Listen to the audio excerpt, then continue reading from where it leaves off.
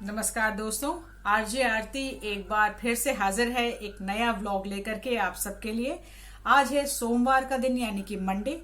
और इसके पहले मैंने अपने व्लॉग में आपसे कहा था कि मैं हफ्ते में 2 दिन, सोमवार यानी कि मंडे, शुक्रवार यानी कि फ्राइडे, आपके लिए नया वीडियो पोस्ट करूंगी। तो आज है सोमवार के दिन, आज है सोमवार का दिन तो नया व्लॉग आपके लिए हाजिर है।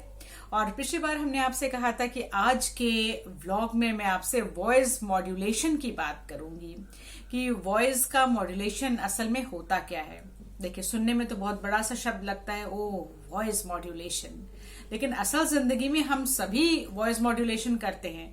और बस यही है कि कहने सुनने में ये बात नहीं आती, हमें पता ही नहीं होता कि हम वॉइस मॉड्यूलेशन कर रहे हैं अपनी जिंदगी में। देखिए कैसे, अगर हम अपने बच्चे से बात करेंगे, प्यार से उसको समझा रहे होंगे, तो हमारा बातचीत करने का जो लहजा है, जो तरीका है, वो कुछ और होगा। उसी बच्चे को जब हम डांटेंगे जोर से, गुस्सा करके किसी भी बात को, तो हमारा लहजा, हमारा बात करने का जो तरीका है वो कुछ और होगा।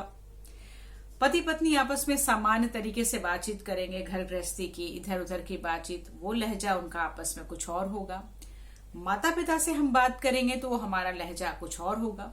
दोस्तों से बात करेंगे, अपने ऑफिस में अपने साथियों से बात करेंगे, तो वो लहजा कुछ और होता है, जो कि समय के हिसाब से, परिस्थिति के हिसाब से, बातचीत के हिसाब से, मूड के हिसाब से और लोगों के हिसाब से बदलता रहता है। जो हमारा लहजा, असल में यही है वॉइस मॉड्यूलेशन, जो कि हम सभी करते हैं, लेकिन हमें खुद ही नहीं पता कि हम असल में वॉइस मॉड्यूलेशन कर रहे हैं। और अगर हम अब बात करें, अगर कि हम जब रेडियो की स्क्रिप्ट लिखते हैं और हम कोई शो कर रहे होते हैं, तो एक रेडियो जॉकी कैसे वॉइस मॉड्यूलेशन पर काम करेगा।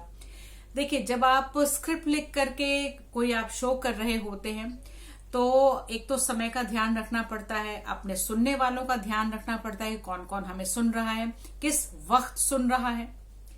तो उसी के हिसाब से हमारा जो लहजा है वो बदलता रहता है। तो हमारी वॉइस जो है वो अपने आप मॉड्यूल होती रहती है, वॉइस मॉड्यूलेशन उसी हिसाब से बदलता रहता है।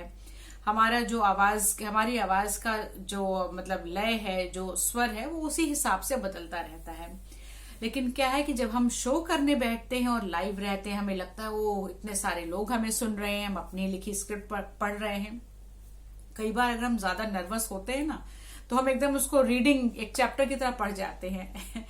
खैर, ये हमेशा नहीं चलती है ये चीज। तो ये सब चीजें जो एक रेडियो जॉकी करता है शो करने के दौरान, तो वॉइस का जो मॉड्यूलेशन है वो सिर्फ अभ्यास से आता है, प्रैक्टिस से आता है।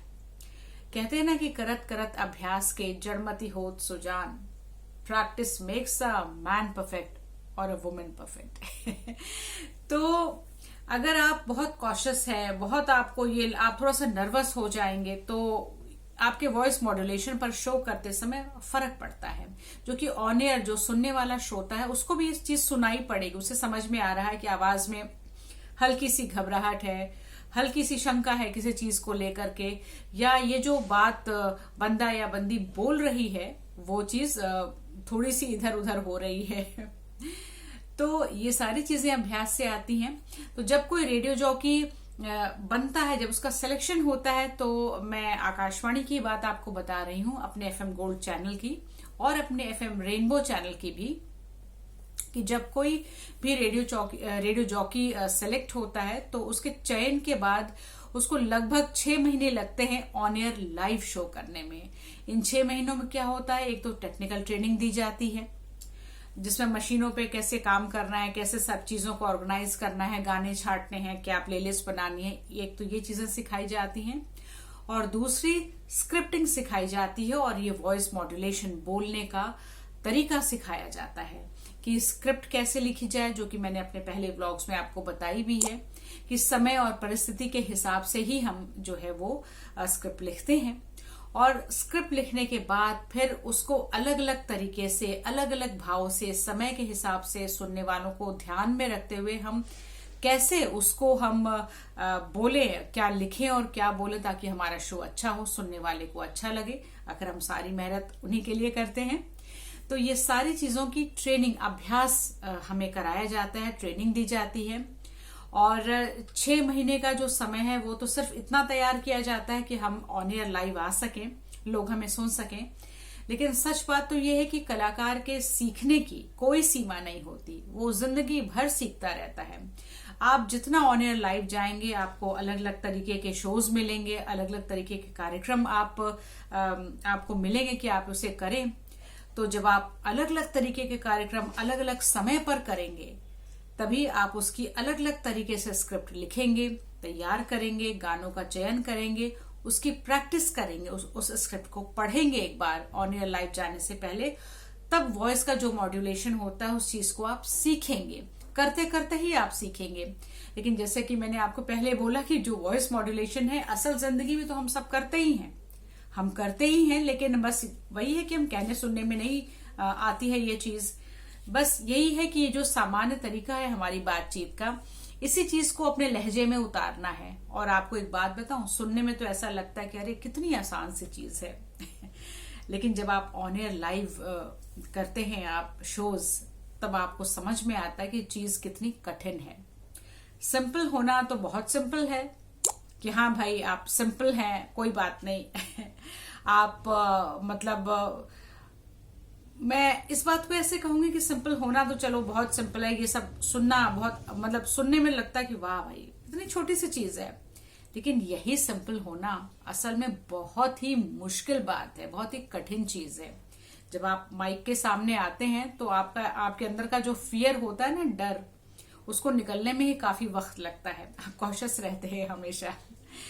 तो खैर मैं आपको डरा नहीं रही हूँ, ये सारी चीजें तो अभ्यास से ही होती हैं। आप जितना अभ्यास करेंगे आप उतने ही पारंगत होते जाएंगे और फिर आपको एक वक्त के बाद लगेगा कि अरे ये तो बड़ी छोटी सी चीज है। खैर लेकिन इन सब चीजों में वक्त लगता है, समय लगता है। तो वॉइस मॉड्यूलेशन ये है। और रेडियो जॉकिंग से जुड़े कुछ 2-3 सवाल और मेरे दोस्तों ने मुझसे पूछे थे कि रेडियो जॉकी की सैलरी कितनी होती है और आप क्या क्या कर सकते हैं, क्या जो फिजिकली चैलेंज लोग हैं या दिव्यांग जन है क्या वो भी रेडियो जॉकी बन सकते हैं, और अगर रेडियो जॉकी बनना है तो उसके कहाँ कहाँ पर कोर्सेज होते हैं, कहाँ कोर्सेज होते हैं, कहाँ इन चीजों को सिखाया जाता है। ये सारी चीजें जो हैं वो उन्होंने आप कह सकते हैं कि इस चीज को मुझसे पूछा, कई बार पूछा। तो ठीक है, मैं अपने अगले व्लॉग में आपको मैं जरूर बताऊंगी कि आपके सारे सवालों के जो जवाब है वो मैं एक एक करके अपने अगले व्लॉग्स में आपको मैं देना शुरू करूंगी।